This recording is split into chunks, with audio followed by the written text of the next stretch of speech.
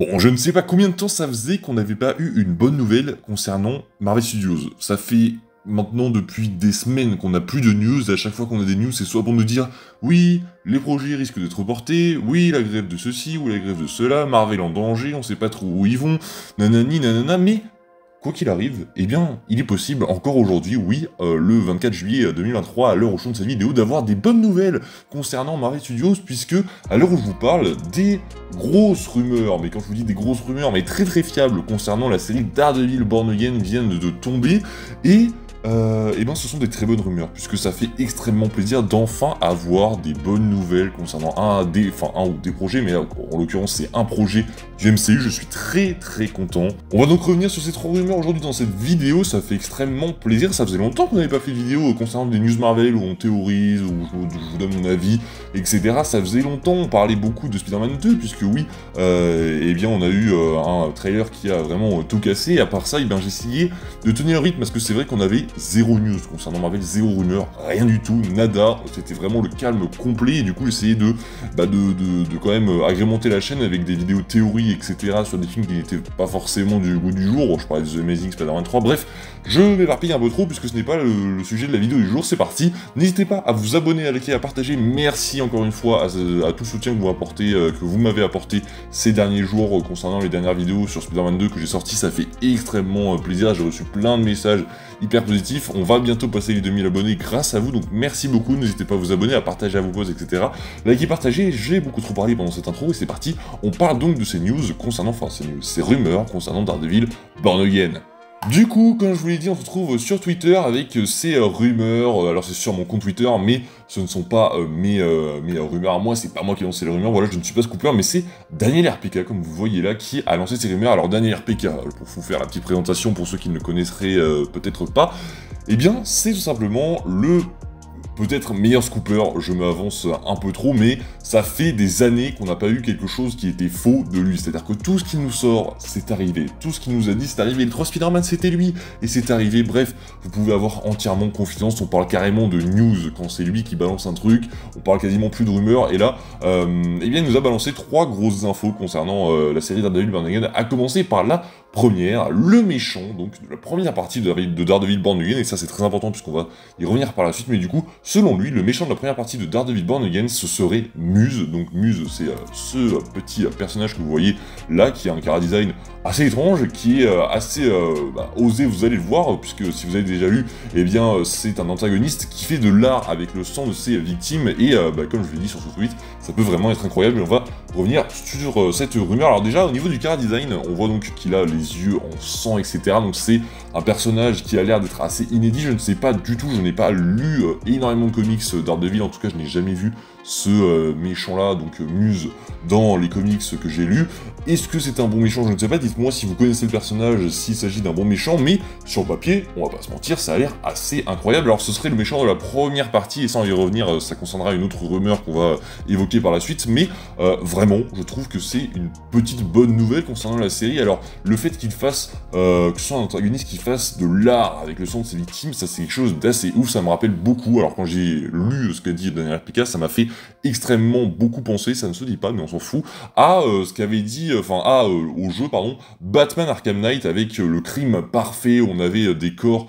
qui étaient donc dispersés partout dans la ville, qui étaient un peu laissés comme une œuvre d'art, etc., accrochés dans des positions différentes, où c'était en gros, un serial killer qui, en gros, laissait des traces partout un peu à Batman. Alors si c'est ça, ça serait hyper cool, genre d'avoir, à chaque épisode, un nouveau corps qui est découvert par Daredevil, etc., jusqu'à ce qu'on retrouve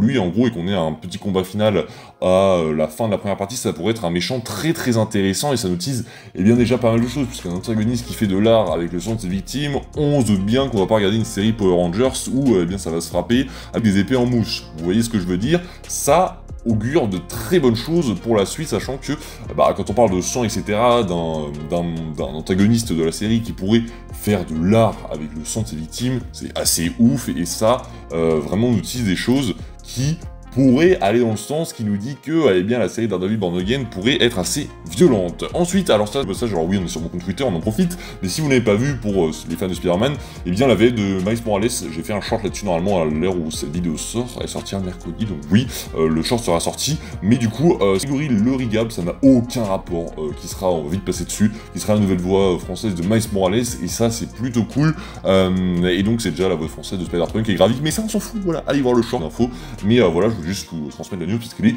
actuellement devant mes yeux, rien de plus simple. Deuxième rumeur concernant Daredevil Born Again, et ça fait également aussi plaisir, c'est sûrement la chose que j'ai préféré lire sur toutes ces rumeurs, c'est la série aurait un ton aussi sombre et mature que la série Daredevil Netflix. La série pourrait même être classée TVMA, donc on va revenir là-dessus, mais pareil sur les cas, mais la série serait classée TVMA. TVMA, en gros, je crois, si je ne dis pas de bêtises, donc que c'est créé pour une audience adulte, c'est ce que j'ai écrit, mais que c'est en gros PG 17, si je dis pas de bêtises, c'est interdit aux moins de 17 ans, et donc ça fait plutôt plaisir. Pour rappel, Moon Knight dans le MCU c'était interdit aux moins de 16 ans. Est-ce que c'était justifié? Je ne sais pas, dites-moi ça en commentaire votre avis, mais voilà,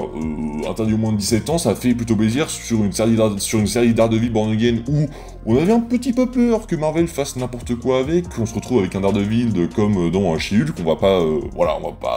remémorer ces cauchemars qu'on a fait, Daredevil pieds nus qui marche dans le gazon de la maison de She-Hulk. On s'en fout, on va passer vite à autre chose, mais voilà, du coup, la série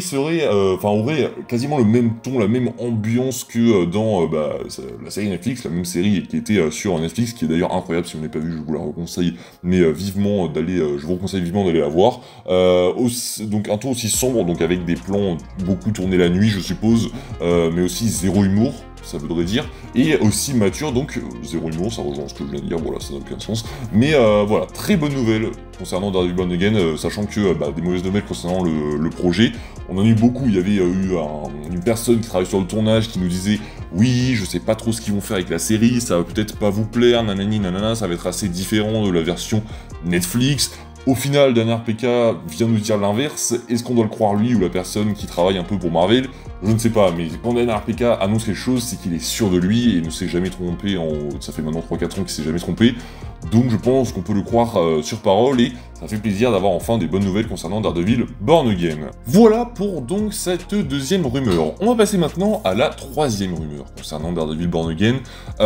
Donc je vous la lis juste là. Daredevil Born Again, la série serait également coupée en deux parties, donc 9 épisodes pour la première partie et 9 pour la deuxième. La série serait également divisée en arcs sur 2-3 épisodes comme la série Andor. Là encore, il y a beaucoup à parler, puisque ça, c'était quasiment sûr quand Marvel nous l'avait annoncé, donc à la SDCC, si je dis pas de conneries, oui, que je dis pas de bêtises, en fait, je crois que c'était à San Diego Comic-Con, mais oui, c'était bien ça, où ils avaient annoncé toute la phase 5 et une partie de la phase 6, et d'ailleurs, immémorable, mais c'était assez fou, et Marvel nous avait également annoncé 18 épisodes pour la série, et là, on s'était dit, what the fuck, en fait, on va avoir 18 épisodes pour une série Daredevil, c'est du jamais vu dans Marvel, c'est 8 épisodes au maximum, jusqu'à aujourd'hui, il n'y a pas de série de plus de 8 épisodes, je crois, oui, c'est 8 ou 6 en général, donc c'est une série ou mini-série, là ça va être une grosse série avec 18 épisodes, et donc la série serait selon Daniel RPK, et ça fait un petit moment que beaucoup de gens avaient compris, la série sera normalement coupée en deux parties, donc une première partie avec 9 épisodes, et une deuxième partie avec 9 épisodes également, pour arriver à un total de 18, et donc pour la première partie, ça rejoint bien tout ce qu'on avait dit juste avant, mais la première partie de la série avec 9 épisodes aurait comme antagoniste, donc Muse, que vous voyez juste ici, et ça fait plutôt plaisir. Alors, ce qu'on ne sait pas maintenant, c'est quand est-ce que quel va être l'intervalle de temps entre la première et la deuxième partie, parce que pour l'instant, Daredevil Born Again est daté pour le printemps 2024, on n'a toujours pas d'autres dates. Actuellement, le tournage est en pause, donc je vois pas comment en fait la série pourrait sortir, mais eh bien le tournage est en pause et on n'a pas de nouvelles, ça fait depuis le début de la grève des scénaristes que le tournage est en pause, et on n'a jamais eu de nouvelles depuis, donc je sais pas où ça en est, mais il serait possible en fait qu'ils aient décidé de faire ça sûrement à cause de la grève des scénaristes et à cause de la grève des acteurs, où le tournage est actuellement en pause. Peut-être qu'on pourrait avoir donc 9 épisodes qui vont sortir peut-être au printemps 2024, si vraiment ils sont en avance. Alors je sais pas du tout où en est le tournage, c'est possible qu'il ne soit pas du tout avancé ou qu'il soit au contraire bien avancé. Si le tournage est bien avancé, peut-être que la première partie pourra sortir à temps, c'est-à-dire au printemps 2024, mais ça me semble vraiment très juste, maintenant que je le dis. Et la deuxième partie, je pense qu'elle sortira un peu plus tard, en 2025, ou sinon peut-être qu'ils vont nous faire une Netflix avec des sorties à 2-3 mois d'intervalle, comme Stranger Things, qui avait vu sa sortie de saison 4 coupée en deux, avec une sortie en mai et en juillet. C'est possible, mais si c'est ça, à mon avis, ça sera complètement décalé en 2025, et peut-être que ce serait plutôt bien pour la série. Enfin, on va revenir sur le fait que la série sera divisée en arcs sur 2-3 épisodes, et ça, c'est assez cool, puisque vous le savez, Daredevil, dans la série de Netflix Daredevil, ça a évoqué quasiment, chaque épisode, ça a été une nouvelle affaire, etc., etc., même si ça suivait quand même un gros fil rouge qu'on découvrait tout au long de la saison, en gros, et c'est vrai que ça s'est un peu estompé au fur et à mesure des saisons, mais là, ça va complètement changer, et c'est une technique qui avait été utilisée par Star Wars, par Disney également, pour la série Andor, comme je vous l'ai dit, qui, sur 2-3 épisodes, traitait d'un, là ça sera sûrement d'un méchant, mais traitait d'un sujet sur 2-3 épisodes, et ensuite on passait à autre chose, tous les 2-3 épisodes, avec un fil rouge qui se poursuivait, qui était teasé, tout au long de ces 2-3 épisodes, et ça, pour le coup, je trouve ça super cool. Enfin, ce format-là, ça voudrait dire on aurait en gros, alors 1, 2, 3, on aurait, allez, peut-être 3-4 arcs pour la première partie et 3-4 arcs également pour la deuxième, parce que sur 2-3 épisodes on sait pas vraiment, mais je trouve ça super cool. Quoi qu'il en soit, on arrive à la fin de cette vidéo, j'espère qu'elle vous aura plu. Dites-moi ce que vous pensez de ces 3 rumeurs concernant Daredevil Again. Ça fait plaisir d'avoir enfin des bonnes news Marvel. Voilà, je vous dis à la prochaine, c'était Spidey, prenez soin de vous, n'hésitez pas à vous abonner bien sûr, à liker et à partager la vidéo si elle vous a plu. Salut tout le monde, c'était Spidey, ciao.